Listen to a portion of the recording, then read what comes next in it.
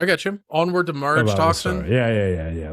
More unrealistic holes here. But I think this is an example of like where the charm kind of sets in. Where I agree. like in this show, it's not serious. This is obviously like a romantic comedy with action elements in it. And it's not like the best thing I've ever seen. It's not the best written story or anime or anything like that. But I think like the plot holes within here, what they're showing in like the action and the powers and stuff isn't the meat and potatoes of what the show is. What the show is literally just this romantic comedy with like Garo and like the other girls. Before anyone like gets ahead and tries to point out how unrealistic Marriage Toxin is, and I can't use that excuse with Wistoria. Okay, here we go. Marriage Toxin, episode 6. So we left off with the students chasing Shiori because they're hypnotized and she's going to be the sacrifice for Lord Chobani. And then now we have Garo and Naruko facing off. So the students are still chasing Shiori and Mei, and Naruko throws the violin at Garo and runs because it's just a matter of time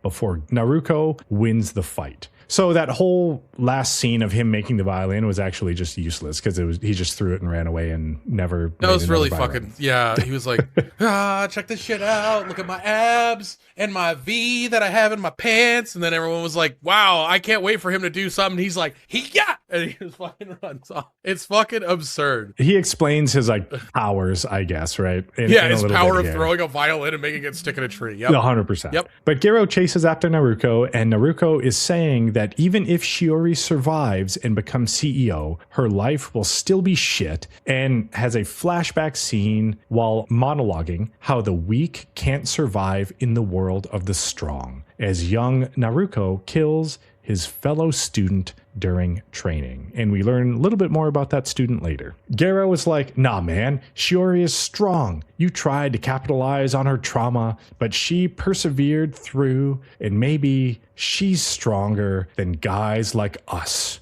who are forced to become strong. But Naruko finds the place he was looking for, which is a hole with phytonicides in it, which are healing compounds trees release into the air. And he says the Soundmaster's skills aren't designed for combat, and it's to play notes to hook his enemies, and he needs to be in peak condition to do that. And the forest is his ideal. Look at how long his neck is. He's like a giraffe. Dude, he is. I don't fight insides or whatever they're called. I hope that at some point in the anime they bring it back up. I don't know, but it makes me mad. Marriage Toxin isn't the most compelling, I'll say. It was really good in the beginning. It was, and I'm taking it back to Wistoria. Like, Marriage Toxin isn't the best shit I've ever seen. It guaranteed just has a bunch of like weird ass plot holes, because it's like, how did Garo find the fight insides first before this guy who apparently just fucking boofs fight insides constantly and knows exactly where they are? And then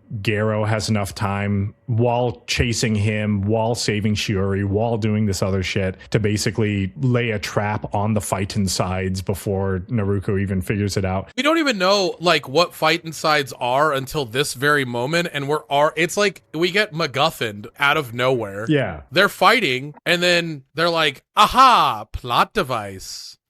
Created out of nothing. Like, we didn't in any of the episodes. We don't know what fight insides are. We don't have a moment where Garo is like, oh, I gotta huff some fight insides to heal myself. And the thing is like, this part of Marriage Toxin in the writing here like doesn't make sense. But again, I don't think this is the core appeal of what Marriage Toxin is. I feel like the core appeal is the romantic comedy portion of it. These action fight scenes in the middle are just kind of there to like fill in gaps. I agree. I personally like the romantic comedy part of Marriage Toxin, not necessarily these like wild ass fight scenes, even though yes, the animation is nice and it's pretty to look at. But to me, these fight scenes, if you take all of the Marriage Toxin fight scenes that literally make no sense and put them together, that is Wistoria. Because I don't think there's anything past these weird ass fight scenes that Wistoria offers, unlike Marriage Toxin, where you have the romantic comedy, well, like core of what say, the anime is. Wistoria has Mercedes, and we haven't met the Mercedes of Marriage Toxin yet, even though she's in the intro the lady with the pink hair and the rack that is just astronomical. I thought May was the Mercedes with the stick, the 6-speed. I'm lost. What? Naruko busts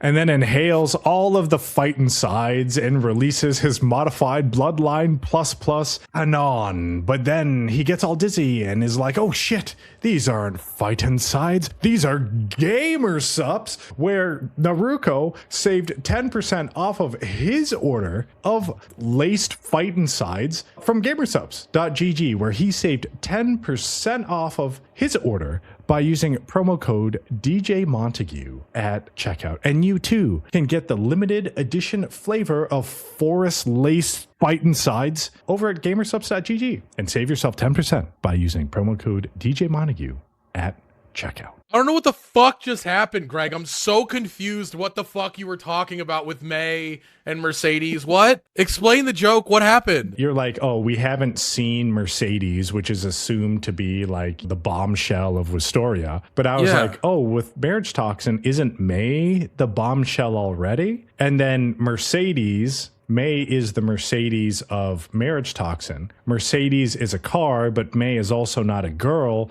So if he had a 6-speed... You said May, and I forgot that her first name was May. Kinosaki. You always say Kinosaki. Sorry. And my brain... Oh my God. Yeah. May is a hot bombshell. With the 6-speed, the stick. Aha.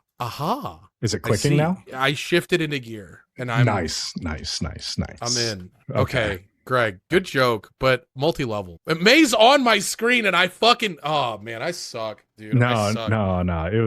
I was going pretty quick. It was my You're fault. going in 6th gear and I was fucking stuck in the mud, spinning my tires. I was double clutching while you were granny shifting. Yeah, 100%. I live my life 1/4 mile at a time. Doesn't matter if you win by an inch or win by a mile. Winning's winning. I never narked on nobody. Tuna sandwich, no crust. I think I've got one more. What does he say at the very end? I don't have friends. I have family. No.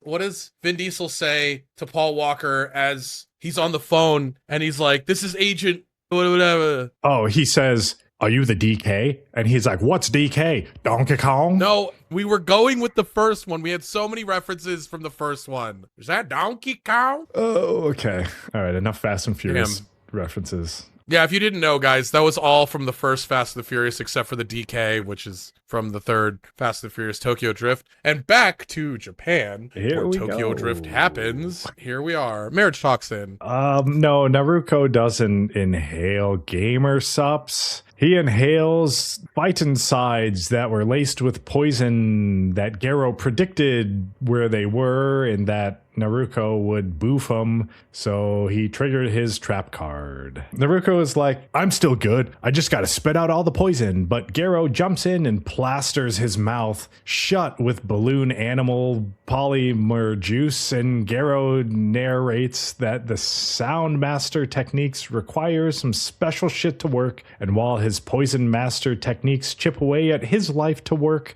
the Sound Master needs healing for theirs to work. And then he punches him in the stomach. Gives him a big old bruise. Gero tries to call May, but Naruko narrates that even if Gero stops him, the hypnosis won't end. Cuts to the students, and they can't find Shiori, so they're like, well, who's the second youngest? And May is like, I found a way out, let's go. But Shiori is like, no, I gotta go back, because I'll sacrifice someone else instead, and I have an idea.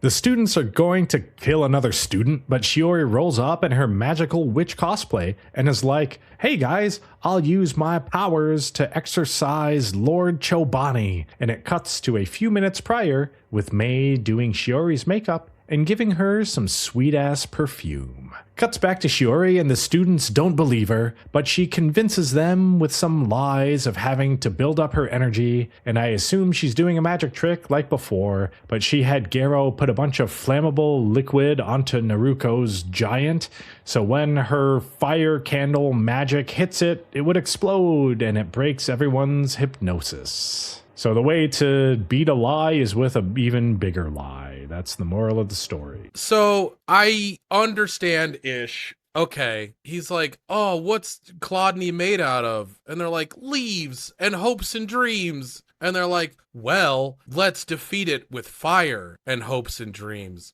send the spray. And then they're doing this all through a cell phone in the middle of the woods. It's all real. Yep. I'm not a big fan of this episode, but I am a fan of later of the episode. Like this fight scene was actually not, I was like, this is really whack. Yeah, I feel like the past couple episodes kind of was like a swing and a miss for me. Yeah. But it cuts back to Garo and Naruko is like, damn, you beat me. And Garo was like, no, Shiori beat you. Then it cuts back to the Naruko flashback, and the student he killed was his brother. And he realizes that he has never been strong. Naruko is like, why aren't you finishing me off, Garo? And he's like, it's orientation day. And if you want to be healed, why don't you try opening up about your weaknesses to somebody? But then it cuts back to the students and everyone is having a great time. And Garo rolls up and is like, holy shit, a campfire. This story reminds me of Sakamoto Days. Yes. Okay, I see it. You get where I'm going? I didn't like Sakamoto Days very much either. But the fight scenes were really cool. Again, kind of what we were talking about in the beginning, where I don't know if there's enough like animation in the world to save an anime that has a terrible story, for me personally. What's your opinion on Demon Slayer's story? Like, it's good enough that the animation makes it a really, really good show? I don't think it's a good show. I like it a lot. But... And I'm not going to say I don't like it, but I don't think it's like a super great show. It still has like Bleach vibes to me. I get the underlying, well, from what I understand, like I believe I understand what the underlying story is. Right in the beginning, we had Tanjiro, and he's just a hardworking kid with a hardworking family selling charcoal. And then demons kind of fuck up his world. And he's on a quest basically to get his sister back to normal life. And throughout the story, we see more characters and their struggles, even the demons' struggles. And yeah, I think those struggles have impact and credence. But like, is it a super strong story? Like, I don't think so. And yeah, the animation is nice. It's unique and it's fun to watch and fun to look at. That's what I'm saying is like with MarriageToxin, the storyline of Demon Slayer is basically just the shonen version where it's instead of like, oh, this is a dating show, it's like this is a true shonen where it's like the journey of the hero, the ascension of the hero. Yeah. Whereas this is just like the ascension of the hero's penis into someone's. And I'm glad Demon Slayer is kind of planning to end where they're ending, because that was, in my opinion, the mistake that Bleach made, where they didn't end, they just kept going. And the power scaling and the house that the story was built around with Demon Slayer is reaching capacity. And if you continue to build it, it's going to start not making any sense and just leaking out of every like crevice of whatever that house is. Right. Like, I think that I agree with you wholeheartedly, but I just wanted to get a gauge on your relation to like good animation saving a mediocre storyline. Yeah. Does that help? Yes. Okay. All right, let's go. But yeah, Garo's like, holy shit, a campfire. And then Shiori gives Garo a present, which is a supersized Mixie Mix Max kit. And Garo freaks out. And then the teacher walks by, and then the teacher freaks out. And the record for the biggest DIY candy kit hasn't been broken in 22 years. And Shiori just blew it out of the water. It's morning now, and all the students are like, damn, that was a weird-ass dream. And Shiori is a real witch fighting monsters. And she's like, nah, I'm just good at magic tricks, tee-hee. But then her uncle rolls up with a bunch of helicopters as he's doing pull-ups from outside of the helicopter, and they get in it. And Shiori is like, Garo, you're the best. And goes to give him a head pat, and he's like, what the fuck? But May is like, nah, pat away at the head, all you want. Shiori says Garo made sure no one was sad or hurt, and she got to make some sweet memories. But then it cuts to Naruko calling Futae and telling her that he can't accept payment since he didn't do the job, and she's pissed. And then it shows she hired Rifle Footman, but then Garo and crew roll in and Shiori asks Futae to train her because she put so much work into the company, and Futae has a flashback to her brother saying he wants her to train Shiori if she shows promise. She agrees, and Shiori is like, Garo, May, this is sick. But Garo and May escape, and May is like, wait, you didn't get her contact info. And Garo says, the world isn't as shitty as he thought. And Shiori doesn't need to get married right now, and doesn't need a dude like me weighing her down. And I thought about how she would feel, and that's what I decided. And May remembers that he told Gero to think about how the girls feel, and he is happy that Gero remembered. May is like, sick, way to go. Well, guess we'll keep looking. But Shiori rolls up on her motorcycle and she's like, join me for one more drinking party. And May, Shiori, and Gero have a little drinking party together. You didn't say the part where he was jumping over buildings? No, I didn't think it was really relevant. This guy's fucking Spider-Manning in Tokyo right now, Greg. I mean, he is the Poison Master, I guess. Poison Master, Spider-Man, you know, kind of the same. Same Same thing, yeah. Gero and Shiori sit there awkwardly as May is just chowing on snacks. But Shiori starts the conversation with some weird question about some magic book reading or something. And then Gero responds that he rode on a shark the other day. And May is like, holy shit, these two suck at talking. May is like, I gotta step in. But Gero's like, hey guys, I got a new party trick. You want to see? And then he makes a flower appear. And then the lights go out. And now it's raining flowers, and Gero says that he thought a party trick was just to get attention, but Shiori taught him that the key is to face people head on and entertain them. And then Shiori and Gero have a magic trick sharing montage and have a great time. I don't understand, like, the self-deprecation of saying that you're greedy, by the way. I understand the cutesiness of it. I'm greedy. I want to succeed in my life. I want to run this company. I want to make everyone proud. I want it all, but I also want love. Like, that doesn't make you greedy. Well, I guess it depends on what you view is necessary versus unnecessary. Because saying you want it all can be viewed as like greedy. Because it's like, well, the cars and the clothes. Yeah. The women and the hoes. Yeah. Yup. I want it all. So, I mean, you can view it that way, I suppose. Like, it's not, I wouldn't say it's like out of the ordinary, really. Because she's basically saying, like, I want to build the company. I want to go to school. I want to make all these friends. I want to do all this shit. I want everything, including Gero. Like, I want it all. So she's like, yeah, I'm being greedy. I don't think she's specifically saying Gero. She's like, I just want to be in love. And then he's like, oh, and then like winks at him and then like grabs his bulge. Yeah. I just realized I made a reference to a Drake lyrics, which is just sad because my brain, you know, is made of music. Yeah. I want the money in the cars in the clothes, the hoes, I suppose. But May is asleep now, and Gero and Shiori talk, and she's like, I won't see you again, will I? And he's like, well, my mission is complete. And she's like, well, Gero, I'm greedy. I don't want to neglect college or the company or falling in love. And then she gives Gero the sweep the hair behind the ear sultry eyes. But then her uncle rolls up with a rickshaw that he is pulling because he's so jacked. And it's like, hey guys, what's good? I'm here to take you home. Hey! And ruins the mood. And they exchange contact information. And she says she wants to see Gero again. And now Gero has 3 friends on his friends list. May is like, sick. Okay, next date is on Sunday. And Gero is like, no can do. I got a friend's wedding that day. And that's how the episode ends. And we're going to see in the next episode, the Bugmaster's wedding. Yeah. Very exciting. Bugmaster, yep. So, do you like Shiori's wild side where she did the like I don't care. Hair behind the ear, like, Gero, I know you want some of this, tee-hee. Like, and then her dad rolls up. Not her dad, but her guardian uncle rolls up. Yeah.